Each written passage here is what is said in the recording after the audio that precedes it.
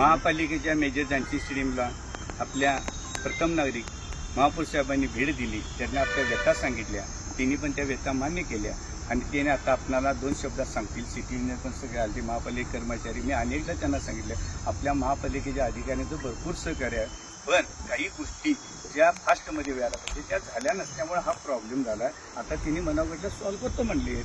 त्यांना आमच्या आणि हार्दिक शुभेच्छा आणि त्यांच्या कुठल्याही कामाला आम्ही सदैव विजय सरदार भावासारखा त्यांच्या पाठीशी राहायला तयार आहे.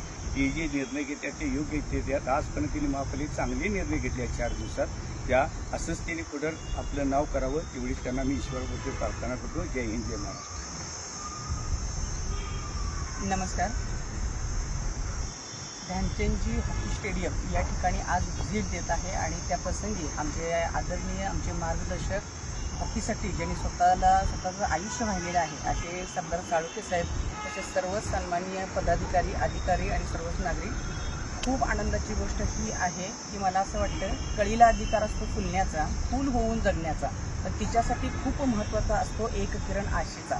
आणि असा आशेचा किरण आदरणीय सरदार साळुंखे साहेब यांच्या अनुषंगाने मार्गाने सर्वच कोल्हापुरातीलच नव्हे तर सर्व महाराष्ट्रातील हॉकीच्या विद्यार्थ्यांसाठी आशेचा किरण मिळाला आहे असं म्हणलं तर काय वावगं यासाठी ठरणार नाही.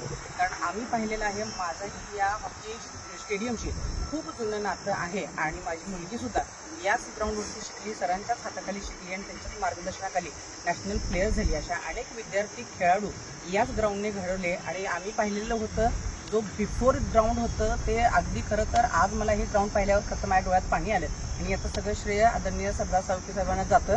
आणि मला असं वाटतं की हा माझासुद्धा एक जीवाचा विषय असल्यामुळं इथे लागेल ते सरदार साळुंखे साहेब ज्या काही मागण्या करतील त्या आम्ही नक्कीच फुलफिल लवकरात लवकर करू. त्यांच्या मनाचं समाधान मात्र आम्ही नक्कीच करू.